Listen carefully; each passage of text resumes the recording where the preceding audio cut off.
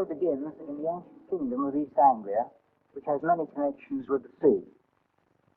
Here, the Reverend Nelson was vicar, and one of his sons was sent to sea at the age of 12.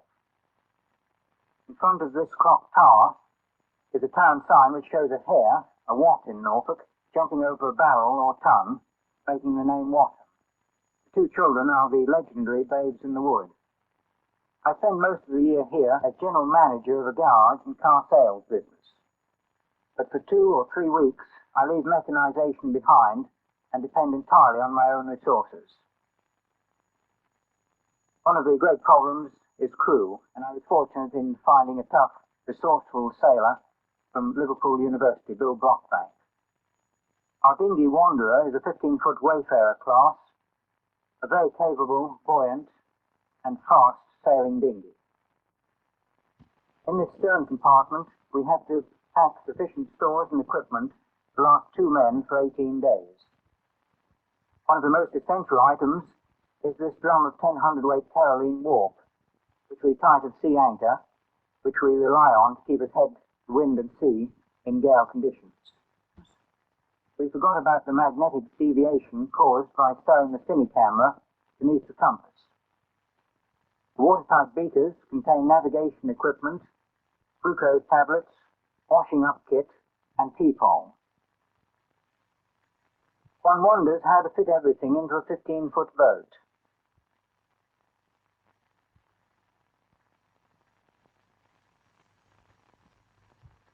Masses of clothing, oilskins, water and food, medical kit, flares, and all the other necessary items. Nothing can be left to chance if you're going to survive. We even carry oil in case the weather becomes well nigh impossible, so that we can literally pour oil on troubled waters. There can never be too much careful preparation for a deep-sea voyage. Our radio is completely waterproof and shockproof, and we use it for direction finding and receiving weather forecasts. We cannot send. Navigation must be accurate. We use a sextant to confirm our dead reckoning. The book is Reed's Nautical Almanac. For the long trail north, I chose an automatic car as being the best car for the job. And after a thorough check and fill-up, we set out on one of the most risky legs of the journey, 700 miles, Kinlochbervie in Sutherland. For 1964, I had selected a rather more difficult cruise. From the north of Scotland, up to the small island of Rona, due north across to the Faroes, across the gale-swept Norwegian Sea, Trondheim. Vikings used to cruise this area regularly in their 80-foot open longboat, and our boat is rather smaller. Our route took us through the pleasant Norfolk countryside, on to Cambridge, through Newark, and up the Great North Road. As I said before, this is one of the most hazardous parts of the journey.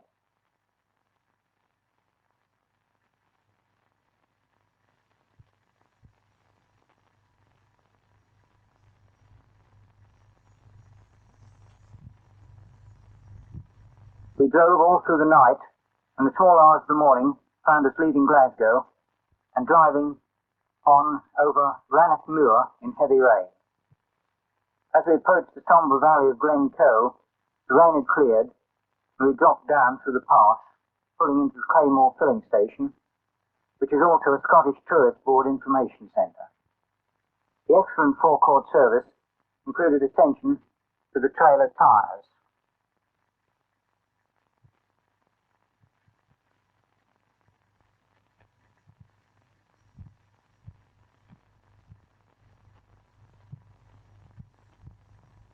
On the way down the valley towards Ullapool, a car signalled that a trailer tyre was smoking. The trailer suspension unit had collapsed due to a bracket eroded by constant immersion in salt water. Everyone was very despondent and thought this was the end of the trip. In fact, the branch provided us with a satisfactory jury spring, which lasted until we could get it welded. The road between Ullapool and Kyleskew Ferry was very bad, merely a rough country track, and we were forced to drop down to 5 miles an hour.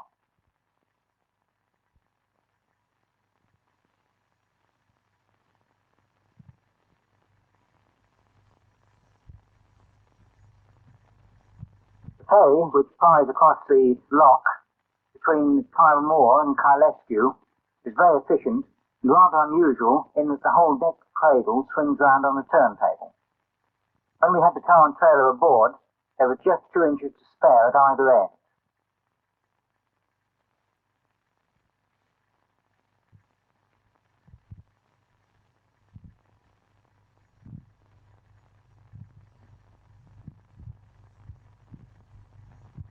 No long-winded casting off here. A quick flick, and the hook leaves the ring bolt and the ferry's away.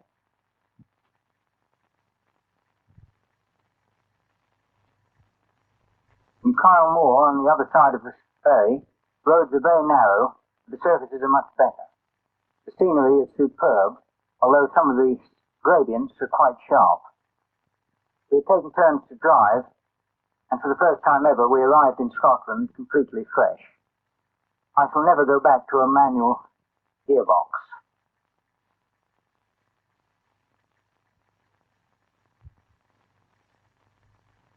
At last we rounded the final elbow bend down to the harbour at Kinlochbervie, the northernmost fishing port in western Scotland and the real starting point of our summer cruise. Not a very easy place to launch a boat. By now we had cold feet and were trying to think up reasons for delaying departure. But all we could do was make our last preparation, a seasickness tablet each. Our first landfall was the small island of Rona, about 64 miles north of Kinlochbervie. We were escorted out of harbour by an enterprise whose crew was holiday making there.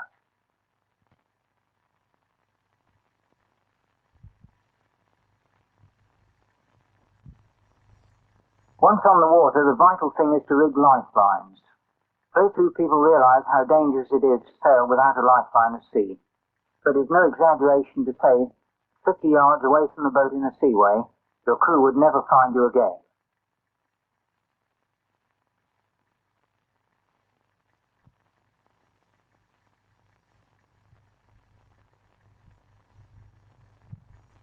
The wind got up at once, forced 5 to 6, and Bill had to go forward to take in the jib. Despite this, we had our supper, a chicken which we had bought from the Kinlochbervie Hotel, and then sailed all night. The following morning, we should have found the island of Rona, but visibility was very bad.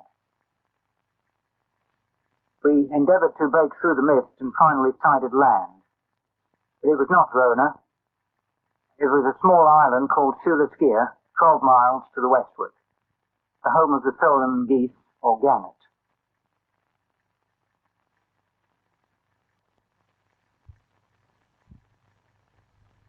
This cave runs right through the island with a blowhole in the centre.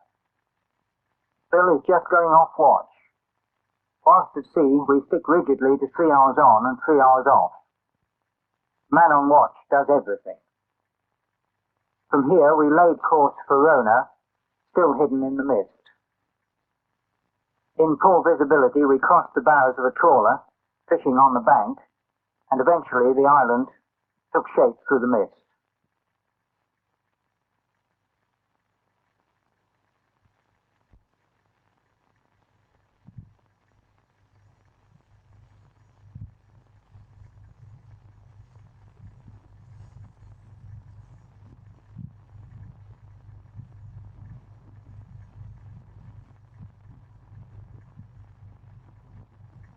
Rona is a fascinating place with a tremendous amount of wildlife. It once supported a small community of 30 people, but is now uninhabited.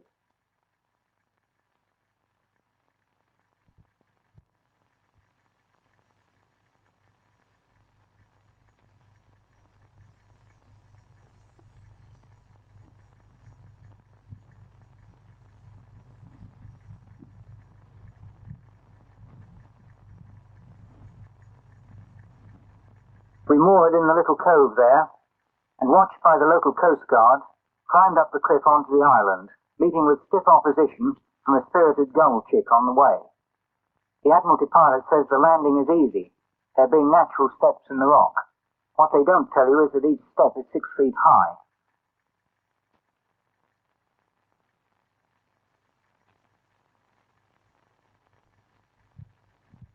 We brought all the food ashore because Bill had been continually seasick, and it was essential that he had a square meal and a few hours to get some benefit out of it.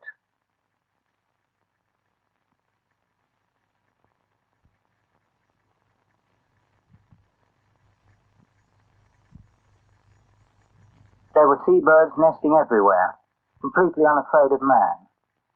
Bill spotted a fulmar petrel, almost indistinguishable from the background. Later, Bill investigated one of the ruined houses that was chased out by fulmar petrels nesting there, who have an unpleasant but highly effective defense. They bring up yesterday's lunch and spit it at the intruder. With a good meal, the next we were ready for the next leg, 200 miles to go to reach the Faroes. So Bill hoisted full sail, and we were away.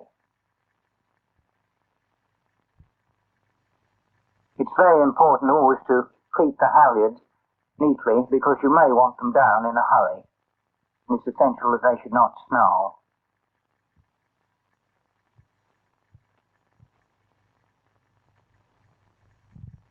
The following morning I found a hagfish clinging to the stern. A peculiar sort of fish this, with a sucker mouth instead of teeth. He likes his food rather high and will only attach himself to something living provided its expectation of life is short. Just as well I didn't know it at the time. Food, of course, is a tremendous problem. You need such large quantities to give you enough energy and enough calories to keep warm.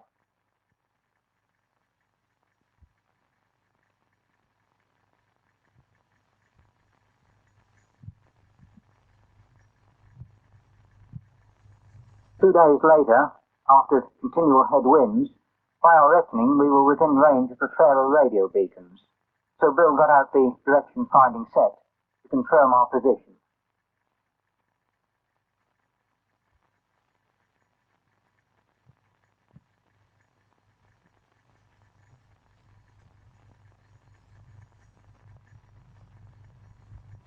The plot put us just 60 miles away from the southern Faroes.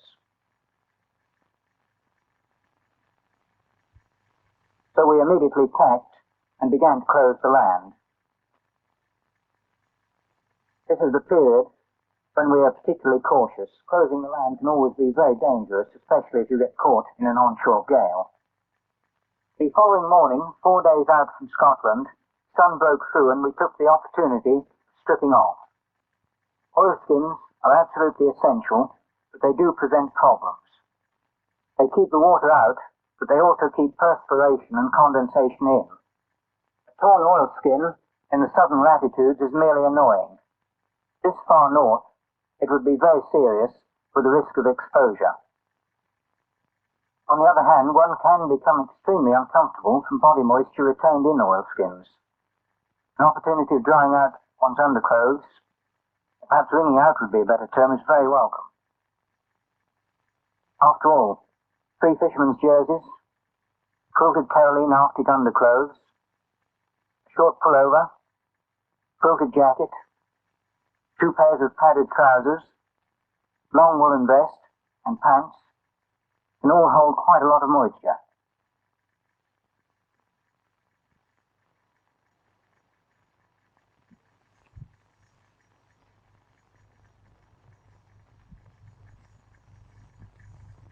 Bill came on duty and took over the boat, and I snatched a rare opportunity of enjoying the sun.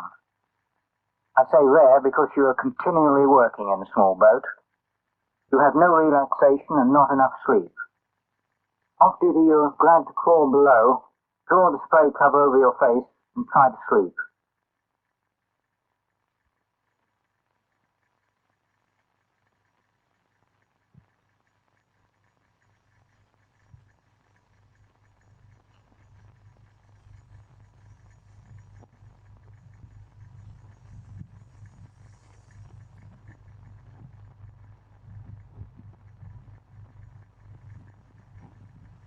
The following morning, land appeared through the clouds.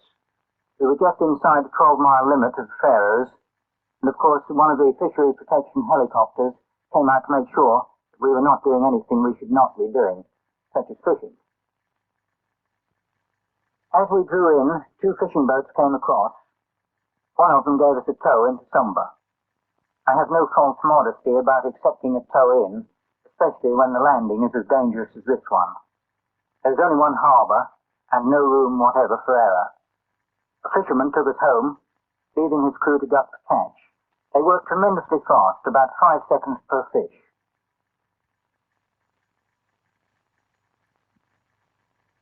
The Faroes are interesting islands. The country is not beautiful, as Norway is, but it does have a tremendous fascination. One of the boats gave us a tow through the night to Trandisvåg. The people are very, very friendly, and we were made very welcome by the two Jespersen families.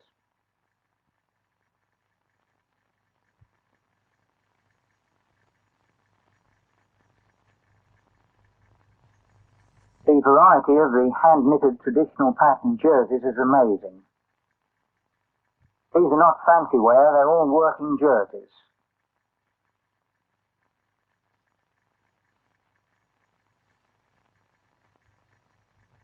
One of the neighbours put on the national costume for our benefit.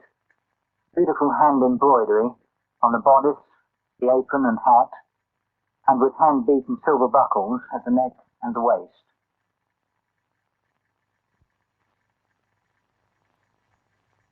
Two English airmen are buried in this cemetery. They were killed while trying to rescue an injured fisherman. The graves are beautifully cared for.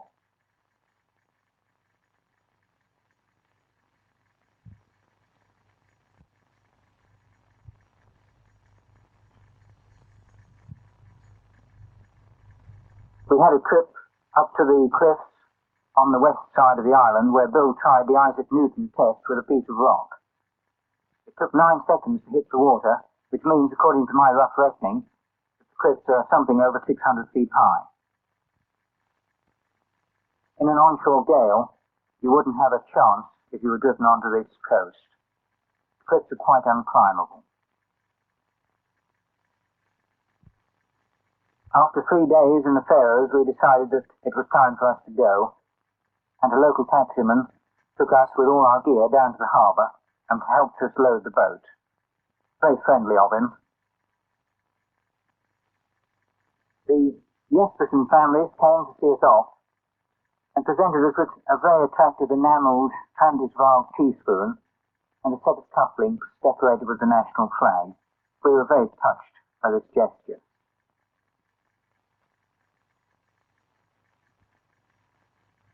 We were now setting off on the longest passage of the trip, some 500 miles across the Norwegian sea to Trondheim. We'd had an easy passage to Faroes. Now we were going to pay. In the Faroes, they had told us that this was the worst summer they had experienced since 1928. And when we finally arrived in Norway, we were told it was the worst summer for over a century. This we could well believe. The first day was good sailing. Bill seemed to have completely recovered from his seasickness.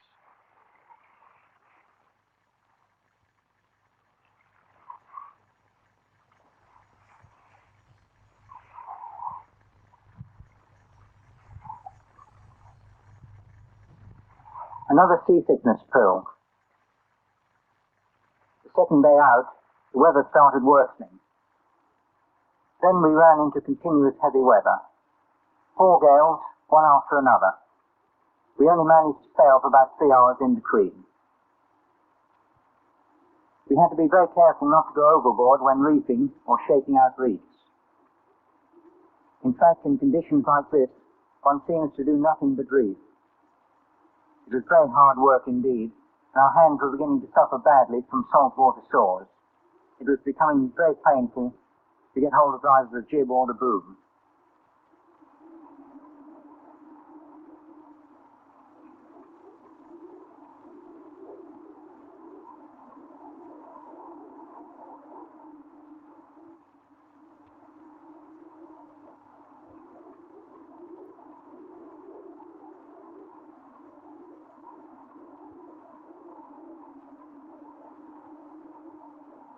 it was bitterly cold, and Bill began to suffer again from seasickness, a tremendous handicap in these conditions with a 10-day passage in front of us. At this stage, we enjoyed the luxury of changing into our last set of dry clothing.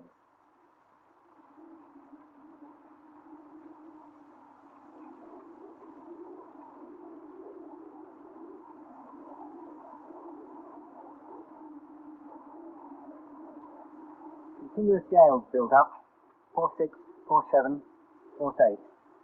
There's only one thing you can do. Put out the drove, take in the sails, and take the mast down.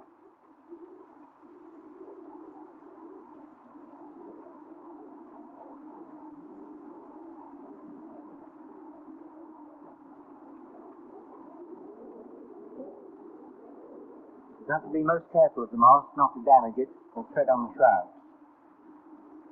You drop the mast into the boom clutch and tie it down, and then you just turn in and go to sleep. There's nothing much else you can do anyway. Shipping forecast for the next 24 hours. Lightning at 40. Wind westerly, force 7 to gale force 8, veering northwest and moderating overnight to force 5 to 6.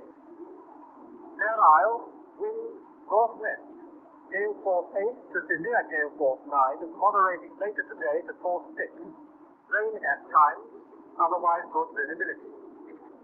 Faroes, wind northerly, severe gale force 9, backing northwest, force 5 by morning, showers, otherwise good visibility.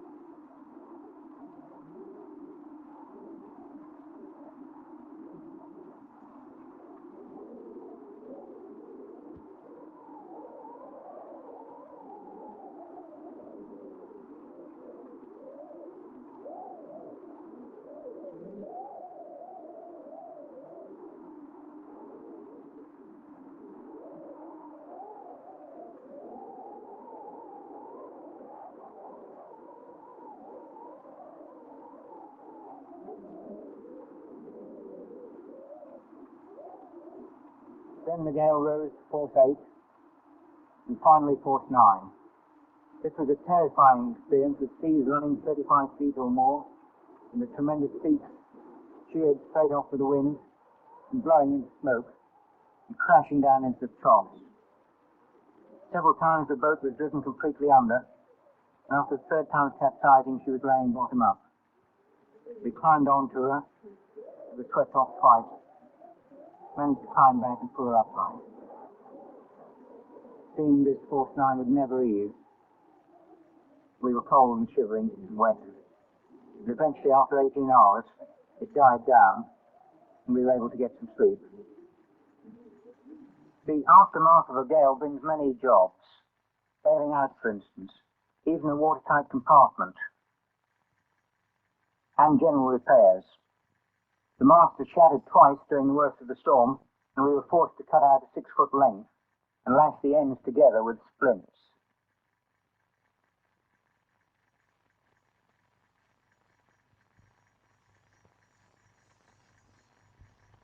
This reduced the length of our mast quite considerably and made things much more difficult.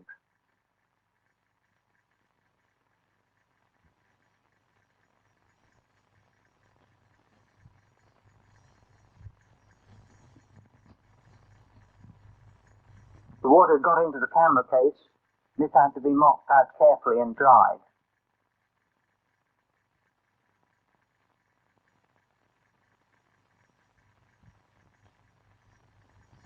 We felt much happier underway and heading for Norway. I got out the charts from their protective covers and plotted the new course we should have to lay to reach our destination, the nearest landfall at Ålesund, still some 200 miles away. We'd lost nearly all our food and all our dry clothing, and so the remaining 5 days of the passage were spent on short rations and in wet clothes.